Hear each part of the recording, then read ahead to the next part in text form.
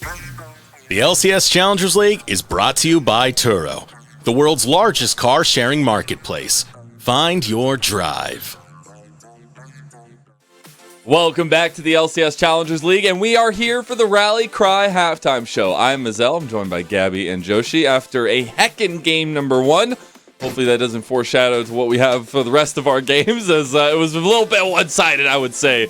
As I do want to go ahead and dive straight into it, because we're going to be getting into a little segment I like to call Artist Challenging, because we have LCS challengers here, right? They're challenging the LCS. Yeah. Well, you know, I challenge myself to draw things that don't look awful, and I don't know if I came out good. I guess you guys will have to be the guest of that one. But I did try to tell some stories of what we had going on in this game, so you guys have to try to depict exactly what I'm putting down. All right, so here's the first one. Bear in mind, please, small children, look away. The art is terrible.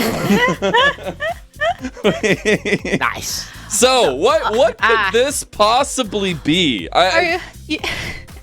You saying there's 3 sacks of gold? Huh. Oh, thank God that's what those were. I was trying to figure that one out. I guess it could be like potatoes. They also look like potatoes. I thought they might have been potatoes with drawstrings. I want that in my life. I thought they might be like Ryu from Street Fighter, but potatoes, you know? Yeah. That actually, I could have put faces on them, and yeah, honestly. They're Yukon gold potatoes. Is that what that type of potato is? There's a gold potato. That's what there is. Yeah. You know, I think that Lens was pretty hungry and was like, I need something starchy. I need some good complex carbs. And then, you know, his team was like, I got you. See, we're gonna get into this fight, and you're gonna get 3 sacks of potatoes to eat. And then you're right on the money. Those are absolute potatoes. That is not gold given over to Lens. It is potatoes. We pay in food here. No, but it was that early start for Lens. Incredible stuff. 3 kills to start off on a Kaisa. I really appreciated that. It's a lot, and it definitely made the game a little bit one-sided there. But I do want to go on to our next one, as I have another miraculous drawing. Miraculous that I could make it work. Now, this might be plain and simple, all right? But what you know, there were some things. Lunasia, huh? Oh no! There's some things that happened in top lane, and you know, I couldn't draw the flame spitter very well, so I went and got it, taken off the internet. But I think it represents the top lane pretty well. Oh, yeah. There was not a whole lot for Lunasia to do in this game, especially after the first solo kill went over towards Zamudo. The lane matchup is rough, and if you mess up once, it gets even rougher. And that's exactly what we're seeing from this one coming through. And I feel like you depicted it really well. You know, you got one in the solo kill, and then Lunasia came back for more in the dive. And then he got put on a skewer and roasted. It was a very, very good lane matchup from Zamudo. I think it's very fun to see them going head-to-head, but Zamudo definitely had the upper hand here, and he's eating good with some crocodile. But we do have to go to our next one. It's not our last. You could wonder, what are all these blobs? What was going on here?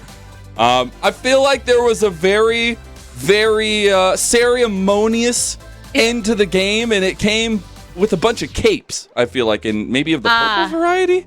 Oh, yes. The purple capes. Turo Baron buff. It's the Turo Bear. Oh, my goodness, Joshi, you did it. Wow. You know, at first I thought that maybe the purple is something because we were talking about fire and ice. I was like, maybe the fire and the ice came together and set everyone on fire and froze them at the same time, and it turned purple somehow. But then I guess this is my depiction of a Baron buff, all right? This is what I think that everybody's running around with. They look in pain when it should be helping them, but the one in the bottom right is like, they're flexing. I don't see flexing. I see somebody help me. I am on fire. No. Please. Okay, well, maybe artist discretion here. They're supposed to be cheering and having fun. But yeah, supposed to be able to interpret art, right? Pictures worth 1,000 words. It's abstract. That's what they say. It's abstract. But this was a pretty monumental end to the game, right? This was kind of the beginning of the end. It felt like, even though the game felt like it was already over. But this one right here was a little what I added at the end because I thought it was really fun. Because it doesn't matter if Saligo doesn't really do that much in lane because you go against the Lissandra later, you're just going to end up frozen and dead. And I think my depiction of Lissandra here in Soligo is near perfect. This might be your best art so far. Honestly. Like, the way that you have depicted Lissandra with soulless eyes, honestly, I think really adds to the mystique. You like the horns, like the helmet? Like I feel like she's a stealth bomber.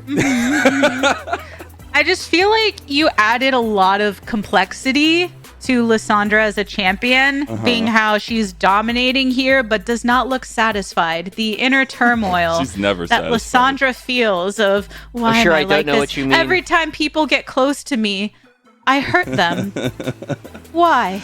Yes. Why? I thought I was really going next level when I took the double approach to Lissandra. You know, the ice around her feet, and then you have her coming out of the ice. You even used the different blues. Yeah, you were using shades it's here. Crazy. Look at that. Like even the ice on the bodies, it's a little bit different. No, but it was a nice representation because at the end, right, Soligo was fighting a lot of big catch-outs, even though I wouldn't say he had the craziest influence throughout the game. So that's a little bit of our depictor. So just to recast, since we have some time, let's go through the story. All right, let's go through the story. The story that I have written or drawn, I guess, to some extent. So we started off with the potatoes. a lot of potatoes. a lot of potatoes. No, it was 3 kills given over to Lenskai'Sa early on, which absolutely snowballed the bottom lane. It was incredible to watch. It was also just not something that typically happens, it feels like, when you just dump gold into an ADC like that. But when you do, you run away with it. Then we had a little bit of barbecuing going on in top lane. It was Lunacia getting flame spittered by Zumudo constantly and fried up for dinner. Have you ever had alligator? I have. Yeah? Is it good? Tastes like chicken, kind of. Yeah. Like gamey chicken. I don't know how to explain It's it. usually fried. Yeah. That and rattlesnake. They taste very similar. I know snake tastes like chicken. I have had snake. Yeah, it's kind of like either way. similar. Very similar. Yeah. So we had the story of Zumudo. Gap in top lane, cooking himself some barbecue. Then we had the bear buff. Now this was really the end. This they're flexing. Please help! I'm about to go in there. I'm gonna start drawing. Purple fire. I was just a stick figure brought into this world, and then the drawing continued, and suddenly I was in pain, and I don't understand because. Okay. Well, put these poor characters through a lot. painful Baron buffs. Honestly, if you get the Baron buff, maybe you should have a little bit of pain because you're so far ahead. Then at the end, we had the Lissandra for Soligo, a classic for this man, and something that he brings out in times of need, but also stability. And he was able to bring a lot to the table in mid lane to not have as much pressure go his way. It was really, really awesome to see. So that is our Art is Challenging storyline. It was a very dominant victory from the side of Wildcard, and I think moving forward, it's definitely going to be something that we have to look at and maybe zone in on for game number 2. Lennon. Yes. The bigger story here, more than the actual game, I think probably has to come down to what is happening in the standings across the board. Now, we started the day with Wildcard 2 games behind Team Liquid, and they are currently 1 game behind, but it's also worth noting that Team Liquid is currently playing on the other channel, which I do have up, as well as should you. They are 41 minutes into their game against Cincinnati Fear currently. And on the other side of the bracket, Team Fish Taco currently 1 game behind Supernova, having lost one of their opportunities to try and catch them and Evil Geniuses. Makes it even harder for this team to actually try and make it to the playoffs after the regular season. Yep, it gets that much harder, and that's what we were saying, the race to playoffs, it is a real deal. You've got to be able to make wins count when it matters, because you got 3 games a week, 2 weeks left, right? Like, it's a lot of games, but it's also not a lot of time. So I specifically want to see Taco kind of revitalize themselves here today, see if they can get some support from the fam or the tacos. I don't know what you call your fandom. Spam in the chat if it's Wildcard or if it's Taco. See who's going to be able to take that one. But now, honing back into what we saw from game 1, did we like any of the structure, at least, from Taco? Because, yes, the Rel you can bring into question. I think the level of execution needed for a Rel jungle is very high. But, Joshi, honing in on it, do you still feel like a lot of the other approaches were okay? No, I didn't like it. Okay. I feel like there's a lot of things in the Team Fish Taco draft that were playing towards the strength of Team Fish Taco while completely neglecting to understand what the strengths of Wildcard were, right? The Renekton into the Rumble after having already seen the double bend into the top lane to try and force the Rumble into the top lane, which was already a bad matchup, was not great. Giving Onat a losing lane in the mid lane, like, there's not a lot of things that necessarily played into ways that Wildcard actually were going to be worried about. It felt as though Wildcard got everything they wanted, and Team Fish Taco was like, yeah, that's fine. Cool. Worst trade deal in the history of trade deals, but I also got news. Cincinnati Fear just beat Team Liquid. They did. They did indeed, which means getting that much closer. If Wildcard get into here and the other side goes another 2-0, it's going to be a little bit interesting. But as we get into it now, we're kicking it off with our second game of the day. We got Taco versus Wildcard ready to go, so go ahead and take it away. All right, game number 2. Wildcard, Taco. I do like hearing that, Joshi, that Team Liquid did lose. Not because I don't want Team Liquid to win. I actually really like Team Liquid. Losing. Hold up. Rest of thought. I like it from a spice in the end of the regular season perspective, because how much more interesting did this next game become? That Wildcard is trying to close that gap, right? If Team Liquid do just keep racking up the wins, then it's pretty much impossible for them to do. So sorry, Team Liquid. I still want to see you succeed, but it's also the narrative. Big for Cincinnati Fear. Yeah, it's huge for Cincinnati Fear as well. They were a team that was really struggling to take wins off of teams above them, and finding that win is going to help them out a lot. But that's another stream. If you want to learn more about the Team Liquid and Cincinnati Fear, make sure you are watching LCS Challengers. But here, Team Fish Taco are now moving over to the blue side of the map. A Wildcard here on the red side.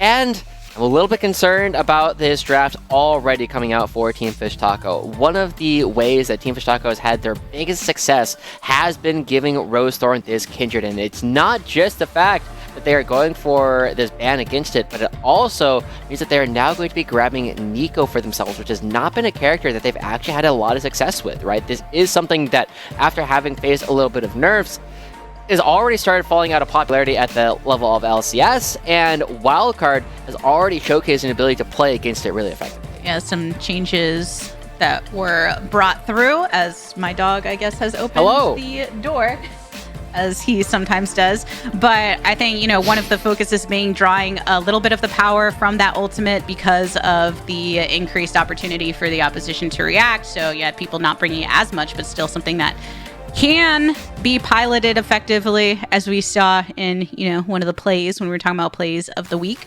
But in terms of this draft, Wildcard coming through with a look that, if you've been watching Soligo for a while, he is one of those mid laners that feels super comfortable on the control mages. This pick was banned in game number 1, and now that it hasn't been, Soligo will be bringing the Syndra out. Taco have locked the Rel, but what I want to see, Joshi, is NXI on the Rel. I think that that's one of the greatest combos that has been working for Taco. So taking a little bit of the agency out of Braum compared to what he was able to do on the Rel in previous matches was a different look. But the Nautilus is locked in. Technically, both can go, both ways. But still. I am already a little bit worried about Team Fish Taco, right? They did grab this Nico for themselves, but at the same time, the Syndra is so good into the Nico, partly because it's a good lane matchup, and more than that, just because whenever the Nico actually goes for an ultimate, you're just like, no, stay back. I do not want you here. And now I also love this Alistar coming through. Oh, this is such a mess. I feel as though Wildcard have already won the draft here again, because the Alistar is super good into both the Rel and the Nautilus, and it's also super good into the Nico. It feels as though Wildcard have just gotten every single counter they could have asked for. Yes, Team Fish Taco are picking up some characters themselves that they have had success with, but they're putting such an onus of execution on themselves to say, we are not only going to take a tough matchup, we are going to be better than Wildcard at it. And we saw that in game 1, when they went for it, didn't work out. Yeah, and just keeping that same kind of difficulty through this one when you're looking at Wildcard getting a lot of what I think they're very confident in. But I think Taco, they clearly have a game plan, something that they're working on as a team and what they want to execute. So maybe it can come together a bit more effectively here in the second go around. But Wildcard, I mean, Lens on the Kai'Sa last time around was able to put in a lot of work with the early advantage of that triple kill. We'll see if they can get a similar setup in the second go-around as we make our way through the remainder of these bans. Spawn had played the Xayah in the last game, so taking that one away, just when you're looking at some of the bot laners that are available, I think like Olaf being one that you called out actually in the last game as a possibility for Lunacia, kind of one of those pull them out of the pocket to be able to get a game victory, but that's not going to be the case this time around.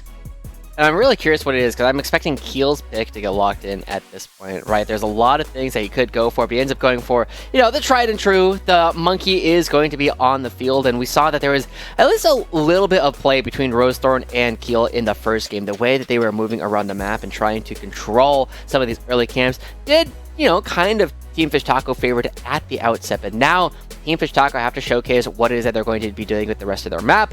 The Phelios has been something that has been very good so far. This entire split has honestly been good since this character was designed, and now it's going to be on Lunacia to try and find a safe blind pick into Zamudo, the king of counter picks. Yeah, I mean, even looking as Taco, they round out this comp with an Ornn. Aphelios has been the number one bot laner in Pro by a long shot and top performer since March, and in 13-13. There were some nerfs that were dished to him to try and bring him out of that definitiveness. Seeing some of the hovers, and I wanted to get baited by the hover, but we'll see what actually ends up coming on the wild card side. But still a classic pick in the Aphelios that still has a lot of power. And a different look here from Zamudo in the top lane. 3 straight professional games of Rumble, and now coming through to try and offset this Ornn with the Cho'Gath. Yeah, I'm honestly really surprised at the Cho'Gath coming through at this point, right? Not because it's a bad matchup into the Ornn, it's actually a pretty decent matchup, but more the fact that it just feels as though this character is mostly just there as a stopgap, right? The big thing when you look at the Team Fish Taco lineup is that their composition does no damage, right? You have the Aphelios. You have only one character who's going to be able to burst through any tanks. You're already going to have trouble punching through the Alistar just because when you have the Unbreakable, you have that 70% damage reduction. You're not going to have Zamudo who's going to be building Frozen Heart relatively early on in the game, and then suddenly Spawn isn't doing damage there either. I really worry that Team Fish Taco going up against this Cho'Gath is just going to kind of be butting their heads against a wall, and now they really have to find some leads early on in the game in order to punch through a lot of their compositional deficits. We'll see what they can make work. Team Fish Taco are the ones on the back foot here, right, Joshi? Yeah, they're coming off of that dominating game from Wildcard, where no openings were really made for Taco on red side, but now coming over to blue. Some differences in their look, but some similarities, still keeping Rosethorn on that rel. And yeah, a lot of the agency put into Taco's side to be able to make use of having a rel in the jungle, right? That execution being a priority. I also want to give a shout out. We just saw their tweet come through to Iceman Esports.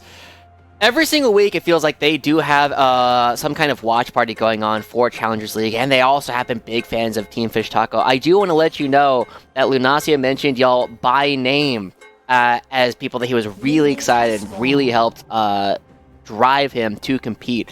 And so, again, thanks again for supporting the Challengers League, but as we get back into this one, I really need to see Rosethorn go for something inventive. When he was playing for CLG last year, and last split, one of the things he made himself known for was his willingness to go for unusual paths across the map, right? He would go for these one camps into this really convoluted path in order to try and take somebody off guard with the pathing. We haven't seen that nearly as much coming into this split, and it's something that they need to do in order to try and find some early leads. Yeah, there's a reason that when Rosethorn's name would come up, a lot of people would use the same description. Pretty aggressive, very early game oriented. So see what he can make of this rel to try and get some kind of footing for Taco, because we've seen what Wildcard can do when they get those early leads, and Lens specifically being such a power point on this Kai'Sa, not to be confused with your favored PowerPoints, know. But it's the best image editing software. Yes. For sure. No other software beats I can't think of anything else that anybody would use for that. But now, Team Fish Taco, as we watch Rosethorn, he's going for a full clear on his side of the map, and not necessarily building up them an opportunity to be aggressive. It's been on NXI doing a good job at punishing Dombre and Lens for some of their aggressive positioning early in the lane. Yeah, and when you have kind of that bot lane pairing, when the Engage has that chance to just get a little bit of the lockdown, kind of Nautilus, throwing out those Qs, seeing if he can get somebody with that dredge line, also just using that staggering blow passive. And Taco and Wildcard are having such a heavy focus on how Spawn and Lens will be able to carry in the later portions of the game. But meanwhile, as you kind of saw up top, Zamudo was continuing to play that lane very aggressively in terms of just eating up some of this farm and trying to keep Ornn locked down. One of the big things about this top side matchup as the Cho'Gath into the Ornn is the fact that Zamudo has way better sustain than Lunacia does, but Rosethorn.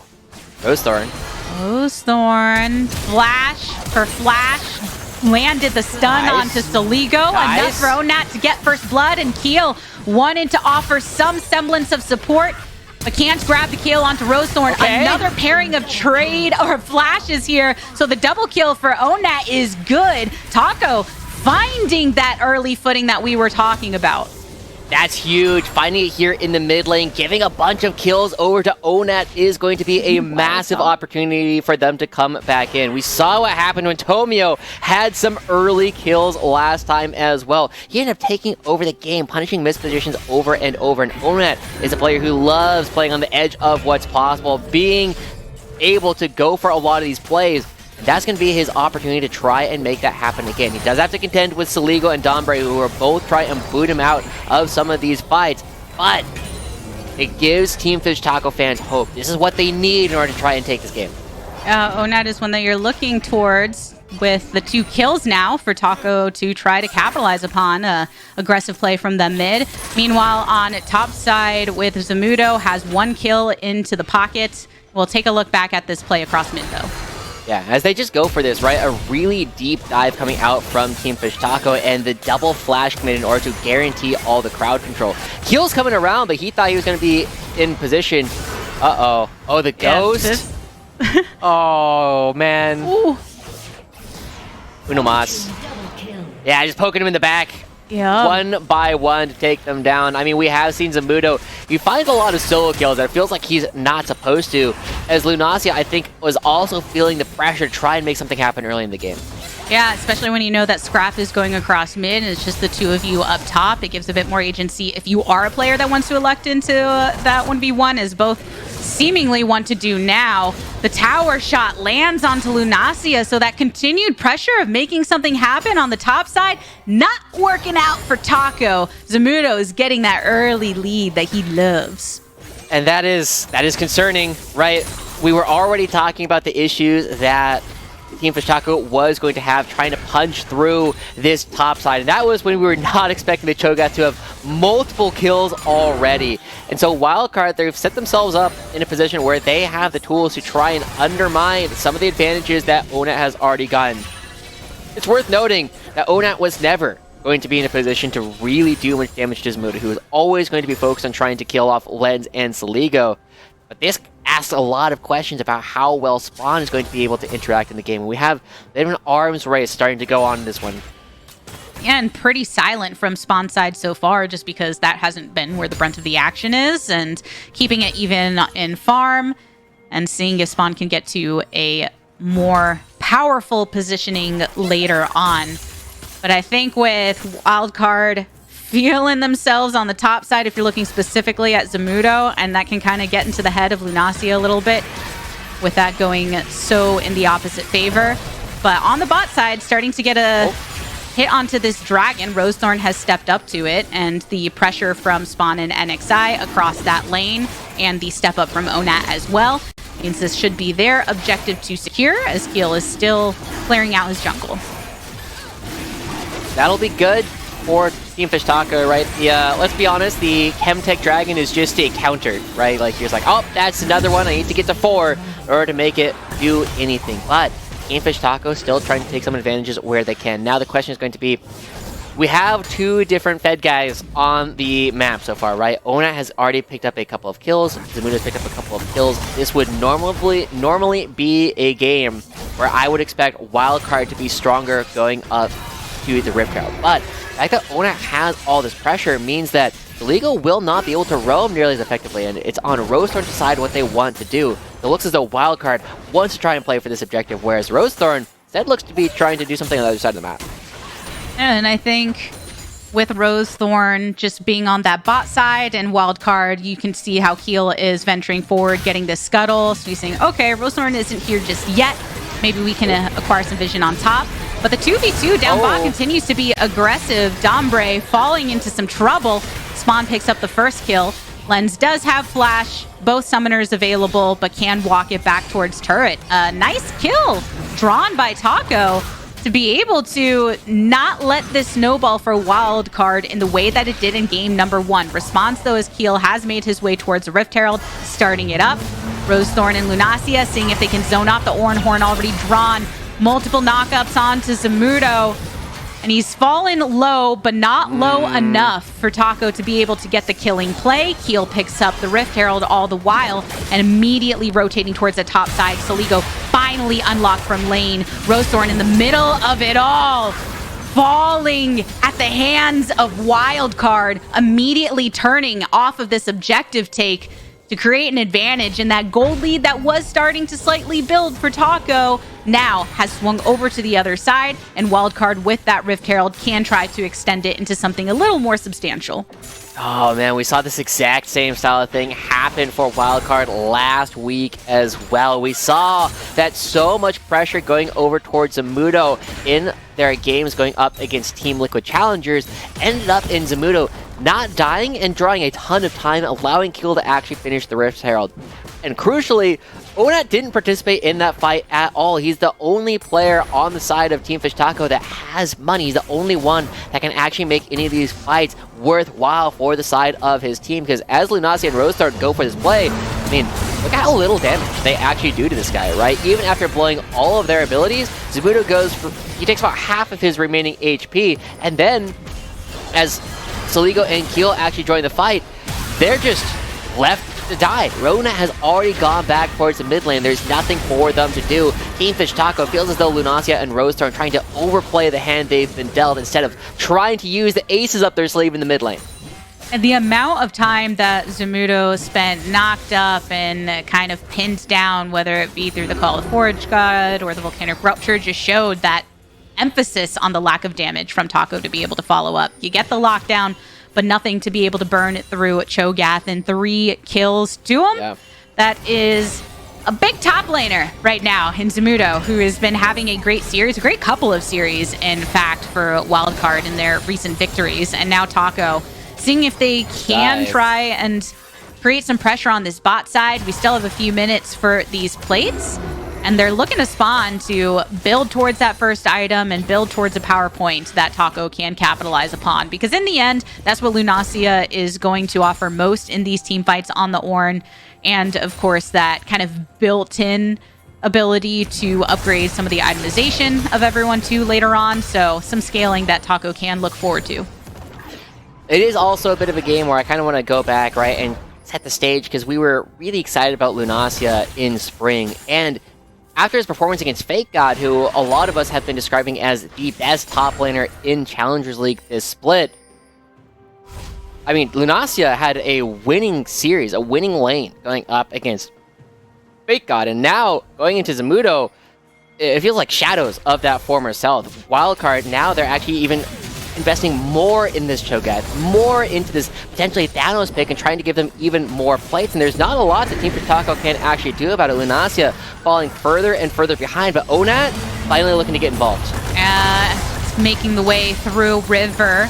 Call of the Forge God already gets the knock-up. Rosethorn hopping on in with the Magnus Storm, but teleport will be here soon for Wildcard. Pop Blossom initiated. Soligo has arrived. Swinging away. Keel's going for the setup, but Onat has fallen. Wildcard getting the advantage in this top side play. They will take the tower. They will take the gold lead, pushing that past 2,000. And I mean, Wildcard are feeling good about starting to really impress upon the advantages that Taco were creating. Yeah. Remember how we were saying that Onat was going to do no damage to Zamudo? See what the Pop Blossom did? Not a lot. That's going to be the big problem from this position. And everybody down here in bottom lane is kind of like, well, we're here. Don't worry about it. Now they're looking for a play onto Saligo, but they've already used ultimates. And Saligo has another teleport coming to him. Rosethorn dashing over the wall. And of course, Onat coming through. Zamudo looking locked down, though. Look at all that HP. You can take a lot of tower shots and really not worry about it. So Saligo set up nicely there with the help of a friend to be able to take out the enemy mid laner. And Wildcard now trying to make plays across every single lane. NXI cannot get out of it. Kills on top, kills on mid, kills on bot. Wildcard with a significant lead and major plays across the past minute. I'm really curious if we could get a replay on NXI there, because I didn't see why he didn't back, if it was a decision that he made or just ended up getting caught. But either way, the result is the same. Wildcard now miles and miles ahead, and Rosethorn starting up this dragon should probably get it, considering that Wildcard is all gone for a full reset. But let's see. Okay. I'm actually really curious on what happens to NXI that means that he didn't actually go home. He got hit by the W. Oh, and he's window shopping. He doesn't know. Thought he was out of there. I mean, they just didn't know that the ward was there and no one else was around, so couldn't quite make it safely. So now Wildcard, they've just got a lot that they're working with, which is why so many of them can hover around mid just to try and break more of these outers that top one previously eliminated with the help of that Rift Herald drop, and creating even more of a lead for Zamudo, who is 5-0 on the show, over 30 CS lead against Lunacia, and all the while Wildcard still have eggs in multiple baskets. It's not just on that top side. Exactly, and that's going to be the big thing that we will look at as it's Saligo. Another lockdown here with the Pop Blossom, and Saligo does take a decent amount of damage this time around. Stunned up with the Q. Rosethorn makes sure that he can't escape. Saligo did hold on to his flash, knew that he wasn't going to last much longer, but still a little opportunity to bring some of the gold over towards Taco. But Wildcard's response is to go and focus on Rift Herald number 2, which is uncontested. Yeah, honestly, a little sloppy coming through from Saligo in that one, right? We have seen a little bit of a change to the way that Nico's ultimate works. You do recognize it's coming out a little bit faster at this point, and Saligo going down there ends up being a big boon going over to Team Fish Taco, because we already looked at Onat.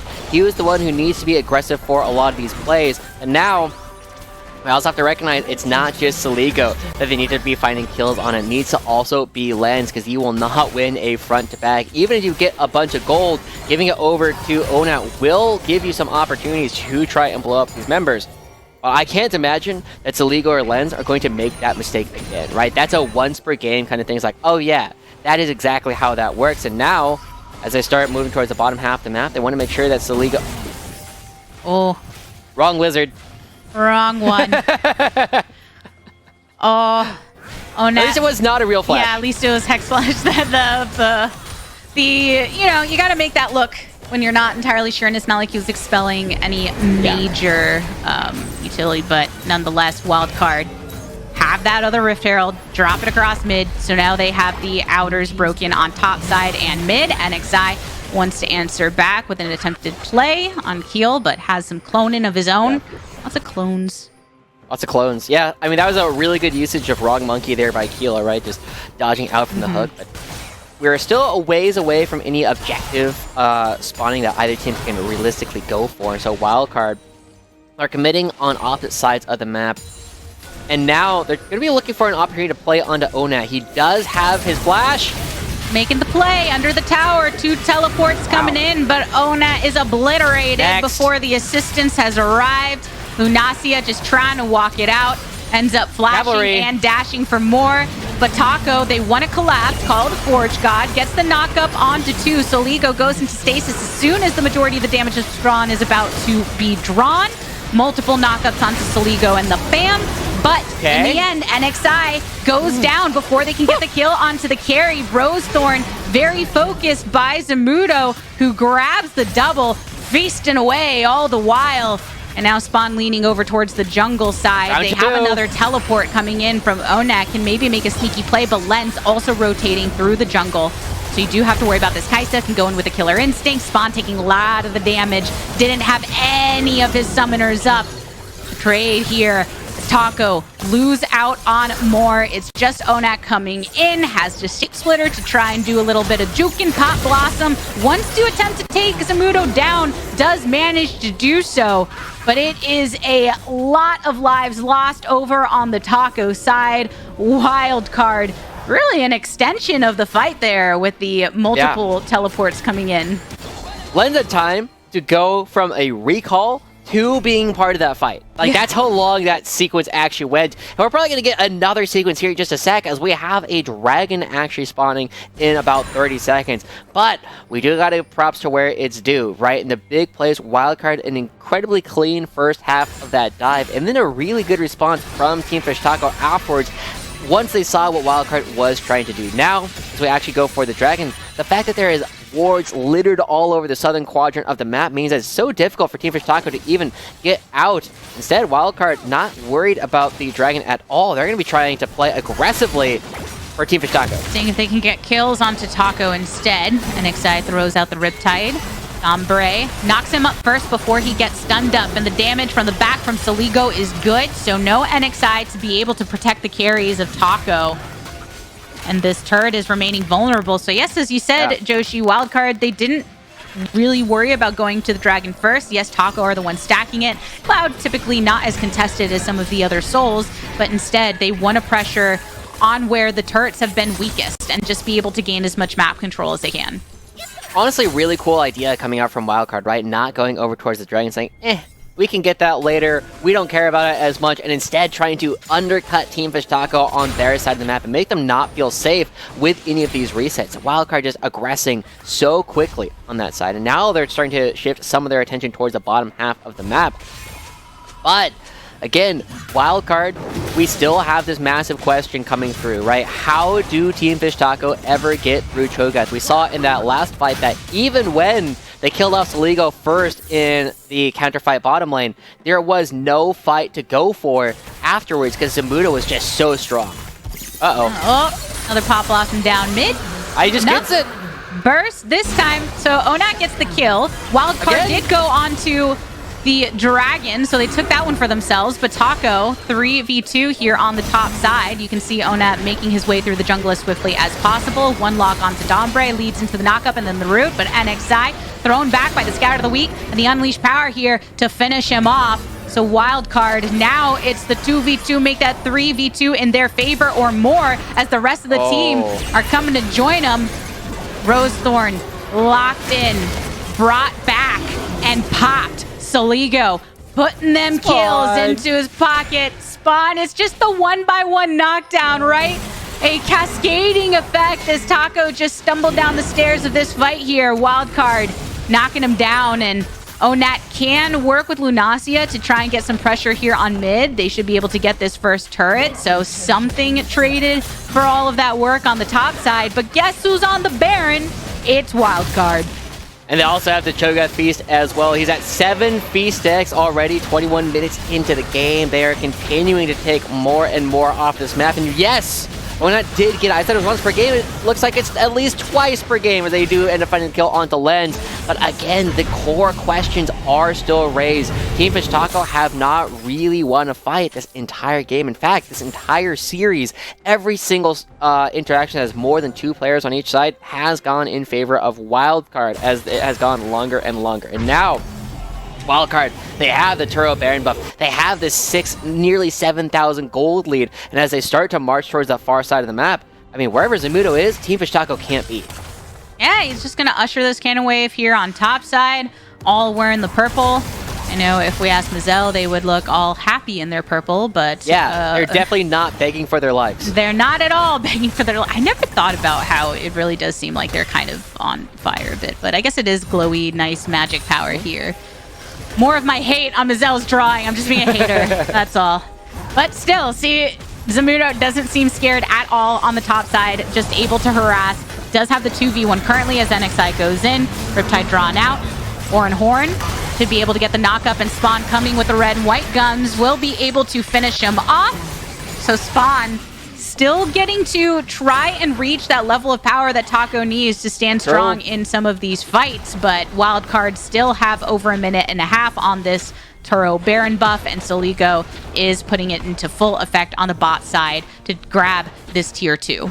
Yeah, we have seen this kind of play come out from Wildcard before. When they are super far ahead, they have gotten a little bit sloppy in some of their attempts to be aggressive. And this is another opportunity for Team Fish Taco to turn things around. We have seen that Team Fish Taco, the way that they win games is when they start fighting and then they never stop fighting. And that is an opportunity here for Team Fish Taco to actually go for. But, ooh, I thought Onat was going to do the really big brain thing and try and be a plant.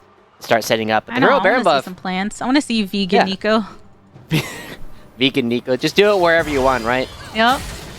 Anywhere. I feel like those are the ones where in a 5v5, I feel like you do that, especially if you're just kind of doing a clash or something with friends. Yeah. I've definitely tried to troll some friends that way. But I think that Onat is in a tough position right now with how much Wildcard are hanging around. As Roadthorn here, Dredge line brings NXI into the action, but Lens Killer Instincts way into the back, and NXI, boom, gone, baby, gone. And soon enough, Taco, where'd they go, baby, where'd they go? Wildcard are here to stay. So much work from them put in to just burn down Taco, despite some of those ultimates that were expelled in the attempt to keep them at bay. But this top turret will be Wildcard's to claim, which means the inhibitor is now exposed. And teleport in from Zamudo means that they'll be able to make a lot of work of the next 10 seconds in which Taco still has to wait before their team is fully spawned. Yeah, and the fact that Wildcard still get plenty out of the Turo Baron buff is shocking, right? I thought for sure it was going to be completely neutralized based on the kills that we had seen going down onto Zamudo, but Wildcard still that confident, trying to make these plays happen. They see Onat. They're not worried about going for the wrong lizard this time. The near instant cleanse coming out from Dombright to go for these fights gets them super deep. And Lens, again, I've been asking for more and more aggression from this player. This is why he goes super, super deep in order to try and find those kills. And then, as they continue going for the rest of the fight, I actually really like this idea coming through it to try to attack Spawn. Unfortunately, just doesn't have the damage to do it at the moment, but the aggression stepping up to try and make things happen is exactly what was giving Spawn a really good character growth arc in the first half of the split. Yeah, and I mean, Spawn right there, you could see it, focus Lens and use that Moonlight Vigil to be able to finish him off, but then the rest of the front line had been eliminated. Yeah, what's this tweet say? Like, so yeah, it was crazy. I love that, right? Zamu Goat, Sali Goat, Baron Steel Kill, Lens Carry. Good guy, Dombre. Doesn't even rhyme, but I like it. I like the energy. Yeah. Good guy, Dombre. Is there a better rhyme that can be done with that? Wildcard. Throw him in Twitch chat. We'll Those see are all very creative. I'm very impressed with that. Seeing what does rhyme with Dombre? Here, Wildcard don't even have time to think about it, though. They're just thinking about how to end the game. How to end the game. They start moving forward.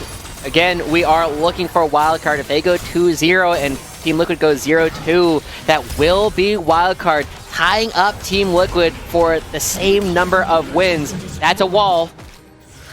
It's now Wildcard. They are so close to potentially finding their opportunity to the top of the table. Answering the hook of NXI by just killing him off. Soligo does go down in the backline, though, so a major source of damage for a Wildcard no longer available. Kill going in it to try and make a play happen. He has knock up onto Lens, and Lens does manage to survive, but so barely, and Spawn chasing him down. The remainder of the team focusing on breaking through the very beefy Zamudo. Eventually, the last hit from Spawn will do it. So almost an entire ace until this very second. Now another hit through the shield. Taco is able to get the ace. It does take a bit of time on someone like a Cho'Gath to be able to burn him in the end, but when there's no one around him to keep him alive, then Taco can slam it. What a good play from them to be able to turn back in the fight. I know you can't see it, but I'm looking like Megamind right now. Right? Like, Team Fish Taco, they find Soligo and Lens first in that fight. Even though Lens, like, technically survived for most of it, sitting on 1 HP for almost all of that interaction meant that he was effectively dead. Now Team Fish Taco, they're going to be the ones getting a Turo Baron buff in the fight. We've been seeing this over and over from Saligo and Lens. Onat consistently catching them out and not even needing to use the flash in order to get on top of it. But Lens on the wrong side of the wall tries to go really deep and just dies effectively, right? He's down to 1 HP almost immediately, and after that, yes, Zamudo, this massive tank, will take forever to actually die. He's got nobody to actually create a threat for him. A tank without a DPS doesn't do the damage that they need. A Wildcard are starting to give some cracks in the armor. This is going to be a spot where Wildcard have to go back to the tried and true. They have been our best setup team the entire time. Team Fish Taco have also been a squad that has been one of our best team fighting squads this entire time. And a lot of that on what Onat was able to do with that Pop Blossom. Great focus onto Saligo, because yes, Saligo dies early, and yes, Lens was alive, but as you were saying, it's not always just about who you kill, it's just getting them out of the fight, just making it where they can't do anything, and that's what Lens was made to do, was put in that position of not being able to get the damage down that he needed. So Taco, once that happened, they knew it was just going to be a whittling away at everyone that remained alive, and because of that, now they are the ones holding on to that Turo Baron buff to make work of it for just under 2 more minutes. Even though it was having some similar notes to game number 1, Joshi, Wildcard, they had some early game dominance in the solo lane and beyond. They were able to get the first Baron, but it's Taco right now off of that team fight that are keeping their hopes alive. As we start looking at it, right, the answer to how we get through Zamudo is starting to become a little bit more clear. Never went for the dedicated armor items, is now starting to build towards it as the game is going later. But the scaling is starting to come through from Team Fish Taco. You already have ornaments on all 5 members. As Lunacia does give those out, has gotten a lot of experience, even if not sitting up in the CS. So there's a lot of damage coming out from Team Fish Taco. And so Wildcard, they actually need to start looking to take these front to back, and instead of looking at Lens as our primary damage carry, we got to start looking at Saligo. He's got to be sitting on near max Syndra dollars in order to get the extra AP, pair it up with the Rabadons. He will be executing people at ridiculous amounts of HP throughout this entire thing, and yeah, you can see there's not a number on the little purple thing next to the Aerie in the bottom left. That means he's going to be executing people with his ultimate at this point. Yeah, that's exactly right. You want to be able to get a good unleash power off to just eliminate one of the targets of Taco, because Onat and Spawn specifically, I think Onat on the engage of the ultimate, but some of the bursts that we have seen in the follow-up has been really good in these isolated picks, not just when catching somebody out in the jungle, but at the very start of these fights. And then Spawn too. It's an Aphelios. Yeah, got nerfed on 13-13, but still Aphelios, still one of the, people that all of the bot laners like to play. And look who's at the top of the gold. It's Onat and Spawn that are now trying to really throw that into the face of Wildcard. I also got to say, I'm not sure what it is about Onat, but Saligo and Lens consistently going down to this guy, right? Yeah. Leave is like, oh, that must actually be a minion, right? It looks like a minion. It must be a minion. Now, as they continue to find all these fights, they're going to be getting over another feast stack to Zamudo. This will be his 14th of the game. There he goes, continuing to increase in size, damage, HP, all the crazy things that go along with that. But Wildcard, they're looking for a fight. They don't have Keel around. At least they know where Onat is. And these fights are going to be crucial, because whereas Taco, they got a lot off of that previous engage. Oh, the stun! Pause on that. Stunned on the entry. Teleport coming in from Taco, but now with no Onat, what are you going to do to keep Saligo and friends at bay? Keel going into stasis, and the Ornhorn will be drawn back to get a triple knockup. Enough for Keel to be drawn into the depths of hell. But Taco, can they make any work of it when it's just the 1-for-1 thus far? Stunned up onto Zamudo, but Lens coming in with that heavy burst damage. Spawn on top of him, gets Lens to flash away, goes golden, knocked up that erupting once more, but Zamudo is venturing forward onto Rosethorn. Now taken out of it is Lunacia and Spawn that are both in very unhealthy positions, can't continue to step up to Wildcard, but it's lots of deaths had on both sides, so just a disengage after that with everybody that remains alive. Yeah, Wildcard, as they go for these fights, we are starting to see that, like, yeah, Spawn does crazy damage and his positioning has been really good, but Saligo matching it pound for pound this entire time. Now, I actually have a pretty big criticism coming from this. in that as Wildcard does go for all of this play, they do a good job shutting down the front line.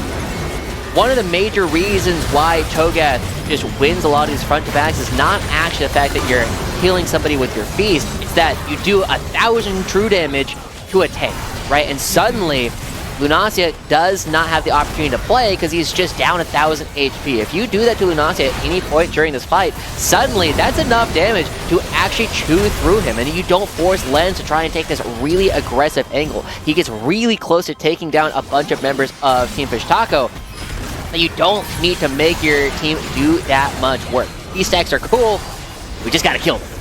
Yeah, that was almost very bad for Taco there if some of those last bits of life were able to get chunked through, but Lens ended up getting collapsed upon. Right now, though, it's Taco pushing up mid. Yeah. Wildcard keeping their angle here from the jungle. Yeah, Dombre is waiting and hovering over that wall.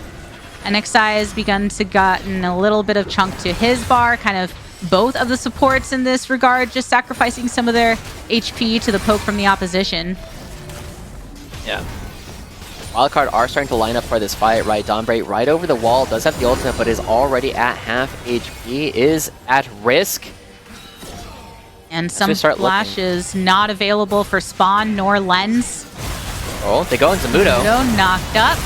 Dash in from Lunacia. That's half of Zamudo's health, but will still be able to have some healing up on the other side. Saligo manages to take down NXI. A double kill for the Wildcard mid laner. Heal coming out. Stasis rotating around. Knock up onto multiple members of Wildcard. Spawn is popping off with a triple of his own.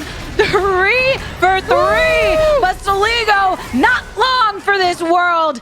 A little tap down there in the end means it is a 1 advantage in the favor of Taco. Again, such a scrappy one, though, between both of these teams. Lunacia comes up huge in that fight. I can't wait to see the replay of that because we can see exactly where Wildcard start panicking in the middle of the engagement, and it gives a huge opportunity. As we look at this one, as they engage onto Zamudo, my initial thought is, oh, there's no way. Saligo gets the first 2 kills here, and it doesn't look like it's going to go close. But watch what happens when Onat actually dies in this fight, right? He goes down, he gets bursted really quickly as soon as the melee actually starts, but he's going to be throwing out a W. He's going to throw out a clone.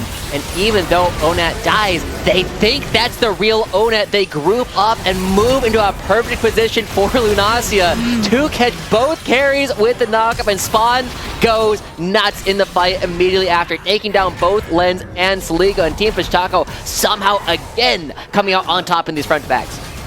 Oh, coming back to live though. Baron already at 1,000. Rosethorn smiting for the secure. The slam down with the Pop Blossom's good, but the Ornhorn here to follow up means that Lunacia can smack down heal. They got him. Wildcard not looking good in this fight. It's the Pop Blossom pop-off show to set up the triple kill for Spawn. And Taco are gonna make work with this Turo Baron buff as they march down mid. Oh my gosh, the combination of Spawn and Lunacia in these fights has gone absolutely insane. We were looking at Spawn, looking for opportunities for him to be more aggressive throughout this entire split, and now as he's starting to do, he's taking down one of the top dogs. Wildcard were 1 game behind Team Liquid after the first game there, but Team Fish Taco make sure that they do not close it another one. Even up the scoreboard this time, 1-1. I mean, that's a difficult opponent right there in Wildcard. We saw the way that they dominated game number 1, and it was looking like for a moment they were going to make quick work of game number 2. But Taco brought it back all off of the team fighting. What has been working so well for them in their victories is being coordinated. And as you mentioned there in the end, I think Onat and Lunacia very much doing a good job of stacking up their CC. Let's bring up the gold graph. Sorry, Lennon, I know that you like talking about it, but it's one of the cool things. It's not often that you see damage dealers on opposite sides of the rift touching tips like they are here, right? Both Saligo and Spawn right up there. And at the same time, as we take a look at that gold graph, a 9,000 gold lead that Wildcard had, that Team Fish Taco were able to fight their way back into, constantly finding good picks, constantly finding the right members. And the way that Lunasia and Spawn, again, teamed up to take down all of these damage dealers, a remarkable thing, finds them a win against somebody that I don't think anybody's really expecting them to.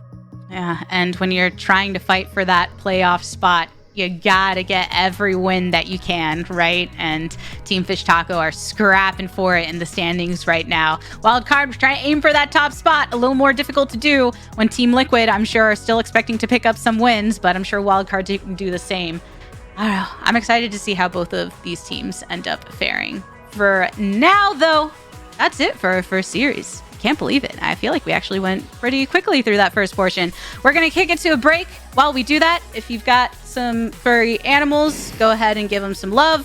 Go hydrate, grab yourself a snack, because we have another series to go, and even before that, an interview following this game. So stay tuned. The LCS Challengers League is brought to you by Turo, the world's largest car sharing marketplace. Find your drive.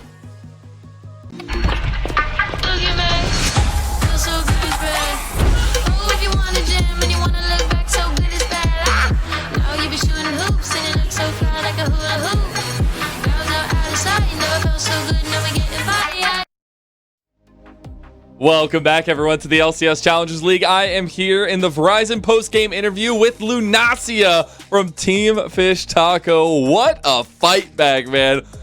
It was a tough series. 1-1 split with Wildcard. Well, who was the motivational leader? Who was taking charge today? Who was leading from the front? I think it was just all of us just screaming and just like, we don't really have a leader. Okay. So playing like as a team. Does that mean that we're gonna get a comms video later of crazy screaming then? Yeah. It was so chaotic. Like the only thing that was in the comms was like PO ADC, PO ADC, PO ADC protect. Like just it was just all just appealing the ADC. If you post it on Twitter, you'll get a bunch of retweets, I promise. Just go ahead and get that out there. But it has been a bit of a rocky split for you guys. I think you guys have really shown a lot of grit, a lot of toughness. What do you feel like is the biggest lesson that the team has learned so far throughout this split? Well, for me individually, my lesson is, especially this game, I need to be more open to change. I can't just be a scrub and just play Renekton and Jax only. I need to like drop my ego and play tanks. For the team, I'm pretty sure everyone has their own like stuff to work on. And I don't know what they need to work on. Yeah, I don't even know what I need to work on. I appreciate that. But I do want to go to something that is maybe a little bit near and dear to your heart. You got to face them Zamudo today. Now, in his last interview, he was saying the only matchup he was looking forward to was facing you, his great friend. So, what was it like facing off against him? What was the prep you were doing coming into this matchup as well? Dude, you can't prep with this dude. This like in scrims, he's playing Warwick top and like. You don't know what he like has. Like today I was not expecting Cho'Gath. I was expecting something else, something disgusting like Raven top with Akshan or something. Oh, you got some spice. All right. But hey, yeah, I was looking forward to facing as he's a really good friend of mine and we 1v1 pretty often. Now, do you have any words for him after the matchup is all done? Do you have any niceties you want to give to him? Thanks for like I don't know, when trading us the last game or like giving us a win, making us look good. Thank you. Okay, you got a little bit of thanks there. Now I do want to look forward to the rest of the split. What do you feel like you guys' biggest strength that has kind of come alive has been, and what are you looking forward to pushing throughout the rest of it? Our biggest strength is definitely when we're ahead, at least in scrims, when we're ahead, we know how to like do like what a team that's ahead should be doing.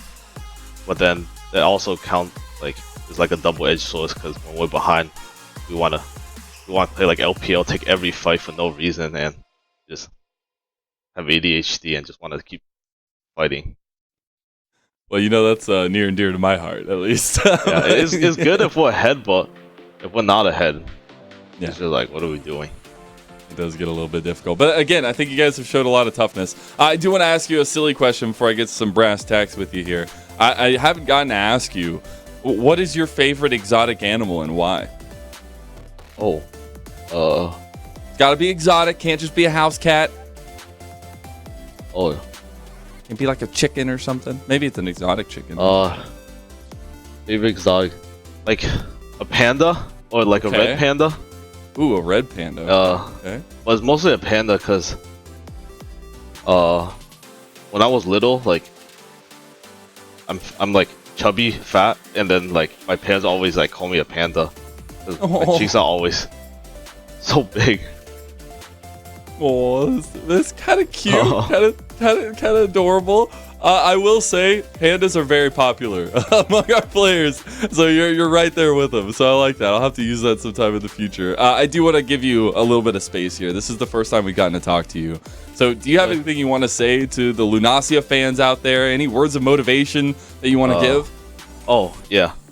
I want to say thank you to all the fans and the viewers, and you guys, the casters, for casting and supporting us.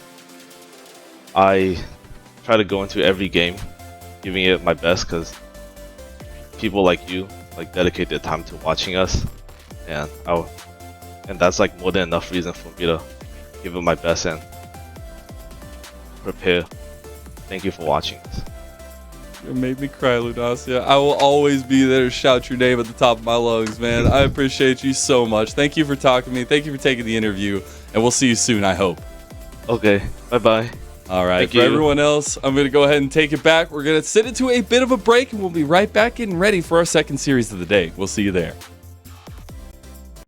The LCS Challengers League is brought to you by Turo, the world's largest car sharing marketplace. Find your drive.